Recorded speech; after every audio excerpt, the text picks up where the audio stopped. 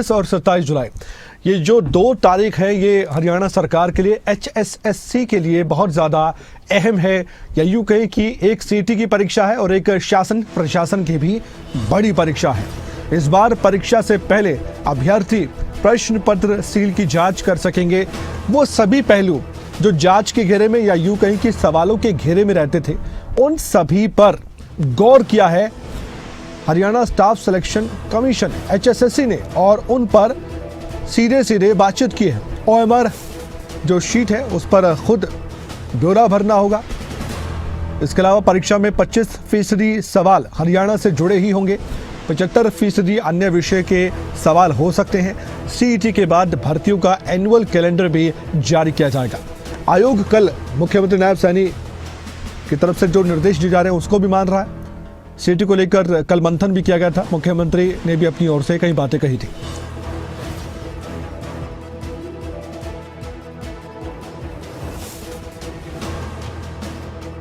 हमारे साथ हमारे स्टेट हेड जितेंद्र चौधरी जुड़ चुके हैं। अभी भी कई ऐसे सवाल आपके मन में होंगे CET को लेकर जिनके जवाब शायद आपको ना मिले हो, लेकिन इस खबर के साथ जो हम अब चर्चा करने जा रहे हैं, आपके हर सवाल का जवाब कोशिश हम कर रहे हैं कि आपको मिले। सबसे पहले जितेंद्र,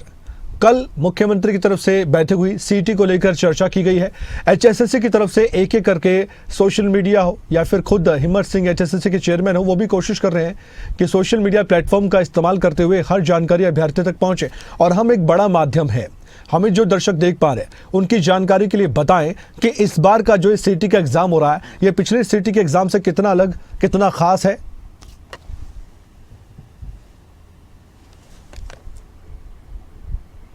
देखिए बिल्कुल कमल, इस बार जो CET का एग्जाम होने जा रहा है 13,48,000 अभ्यर्थी जो है इसके लिए रजिस्ट्रेशन करवा चुके हैं, और इसके लिए बड़ी व्यापक तैयारी सरकार के स्तर पर भी की गई है। बसों से लेकर के एग्जाम सेंटर्स तक किस प्रकार से जो है CCTV लगाए गए हैं, बसों की व्यवस्था की गई है, 9,200 बसों की व्यवस्था की गई है। साथ ही साथ लगातार इसको लेकर के मंथन बैठकों का दौर भी हम देख रहे हैं। कल भी मुख्यमंत्री नायब सैनी की तरफ से इसी प्रकार की एक बैठक की गई थी जिसमें रिव्यू किया गया था इन तमाम इंतजामात को लेकर के, और किसी प्रकार की दिक्कत अभ्यर्थियों को ना हो इस बात को लेकर के। बहुत से सवालों के जवाब खुद HSSC के चेयरमैन हिम्मत सिंह ने लाइव आकर के अभ्यर्थियों के सामने दिए हैं,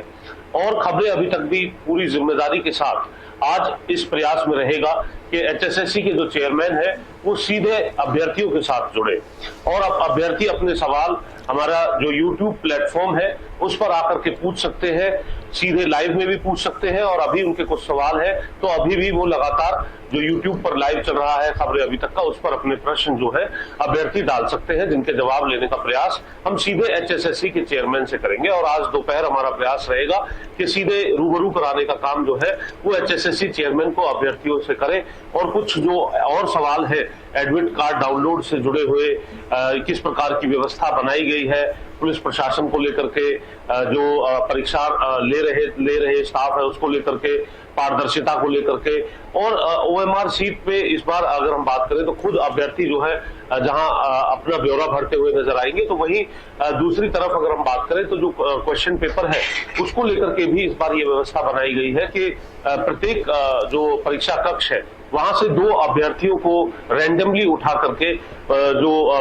क्वेश्चन पेपर है उसकी सील की जांच करवाई जाएगी, और साथ ही उनके सिग्नेचर भी कराए जाएंगे, उनका ब्यौरा भी उस पर लिखा जाएगा, ताकि आने वाले समय में अगर कोई आरोप प्रत्यारोप हो तो एक तरीके से उन अभ्यर्थियों को इसमें जो है पारदर्शिता को लेकर के इसके अंदर पूरे तौर पर गवाह बनाया जा सके, ताकि आने वाले समय में, क्योंकि हम देखते हैं राजनीतिक तौर पर भी आरोप प्रत्यारोप होते हैं, और इसे हरियाणा की सबसे बड़ी परीक्षा के तौर पर देखा जा सकता है, जहां बहुत बड़ी तादाद में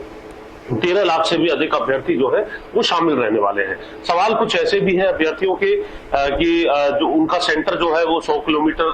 दूर जो है वो दिया गया है, तो ऐसी स्थिति में कुछ अभ्यर्थियों की ये भी डिमांड है कि एक दिन पहले जो बस है उसकी व्यवस्था देने का काम जो है वो किया जाए। ऐसे बहुत से सवाल है, उन सवालों के जवाब लेने का हमारा प्रयास आज दोपहर को HSSC चेयरमैन हिम्मत सिंह से सीधे रहने वाला है। और भी जो सवाल अभ्यर्थियों के मन में होंगे, हम उम्मीद करते हैं कि हमारे YouTube प्लेटफॉर्म पर कमेंट में आकर के सभी अभ्यर्थी जो है अपने सवाल पूछ सकते हैं और हमारा भी ये प्रयास रहेगा जो सवाल हमारे संज्ञान में है उन सवालों के जवाब HSSC के चेयरमैन से सीधे लेने का हमारा प्रयास रहेगा। जी जितेंद्र, कई बार कई तरह के आरोप लगते हैं परीक्षाओं को लेकर। मैं HSSC की परीक्षा की बात नहीं कर रहा, इससे पहले कितने ही एग्जाम हुए हैं उसको लेकर विपक्ष भी हमेशा कहता है कि नकल को रोकने में कई बार सरकार नाकामयाब होती है या पारदर्शी तरीके से एग्जाम कैसे करवाया जाए ये चुनौती सरकार के सामने होती है। ये सीटी का एग्जाम आपने खुद कहा और ये तो आंकड़ा सबके सामने है कि 10 लाख से ज़्यादा अभ्यर्थी एक साथ एग्जाम दे रहे हैं 2 दिन 26 और 27 जुलाई को। इसमें पारदर्शिता लाने के लिए आपने एक तो बात बताई है कि ओमर शीट को लेकर कहा गया है कि और सील को लेकर कहा गया है कि अभ्यर्थी 2 आएंगे, चेक भी करेंगे, ये अच्छी बात है। इसके अलावा और क्या तरीके हैं, चाहे वो हम इलेक्ट्रॉनिक गैजेट की बात करें, मोबाइल की बात करें, और क्या ऐसी बातें हैं जो इस एग्जाम को और ज़्यादा पारदर्शी और ज़्यादा ईमानदारी के साथ करवाने वाली परीक्षा बता रहा है इस बार खासकर?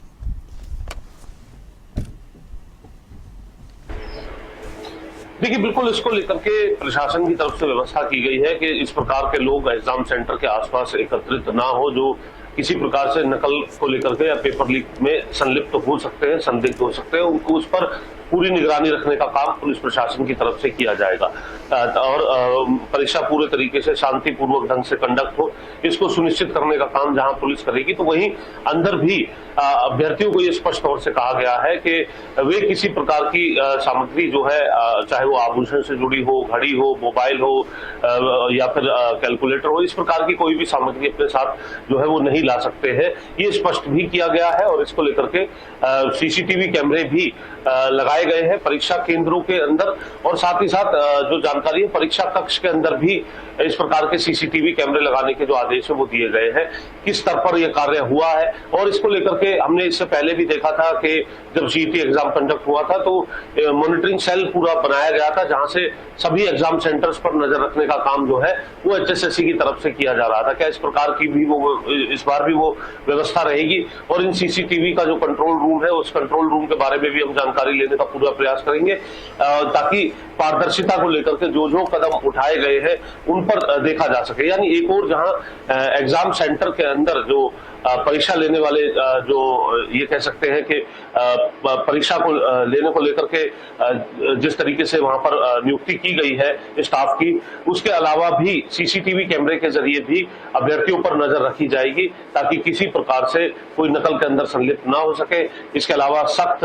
हिदायतें भी दी गई हैं कि अगर कोई अभ्यर्थी नकल करते हुए पकड़ा जाता है तो उस पर किस प्रकार की जो कानूनी कार्रवाई है वो रहने वाली है और आगे वाली परीक्षाओं से उसे किस तरीके से वंचित रखा जा सकता है। इस प्रकार की तमाम चेतावनियां भी इससे पहले दी गई है। अब ये देखना है क्योंकि अपने आप में एक बड़ा आंकड़ा है, इस बड़े आंकड़े में सभी चीजें किस प्रकार से सेंटर्स बनाए गए हैं, उन सेंटर्स तक अभ्यर्थी समय रहते पहुंचे, इन तमाम बातों को भी ध्यान में रखा गया है और साथ ही साथ प्रश्न पत्र में भी इस बात का ध्यान रखा गया है क्योंकि एक विवाद हम देखते हैं कमल के प्रश्न पत्र को लेकर के भी बनता है। प्रश्न